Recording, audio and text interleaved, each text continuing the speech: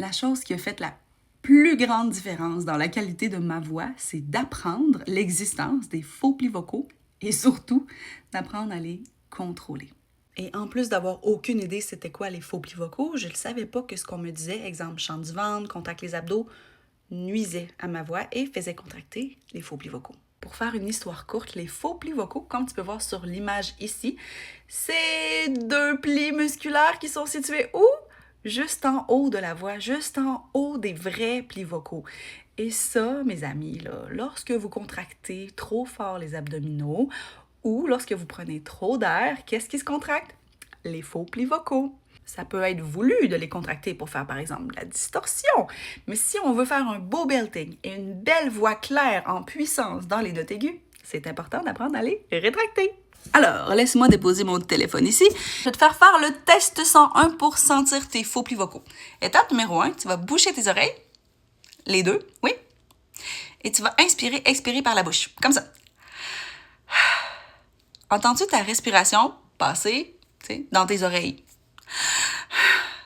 Tu vas dire, ouais. Et alors, ben ça, c'est pas juste ta respiration qui passe, c'est la résistance des faux plis vocaux que tu entends et les dents.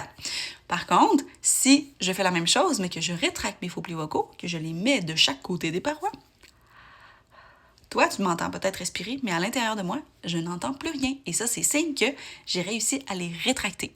C'est important d'apprendre à les sentir quand ils sont contractés. Donc, on refait la même chose et on contracte les abdos. Ensuite, on contracte pas les abdos, on refait la même chose. OK. Et puis, l'étape importante, tu vas faire comme si tu étais surpris d'avoir reçu une nouvelle comme « Oh my God, savoureux, quoi? Tu connais comment Stranger Things va finir? Oh my God, t'as-tu vu la dernière saison? Spoiler alert! Non, c'est blague. Fait que le « Oh my God », ça, c'est supposé venir ouvrir tes faux plis vocaux. Si tu ne le sens pas, je vais te donner d'autres trucs, OK? Tu pourrais t'imaginer que tu sens une fleur qui sent super bon, t'es comme... Ou tu pourrais aussi complètement t'imaginer comme un rideau de spectacle qui s'ouvre, là. Mais attention, ce n'est pas la même chose que la position du bâillement. Parce que le bâillement, en plus, provoque le larynx bas.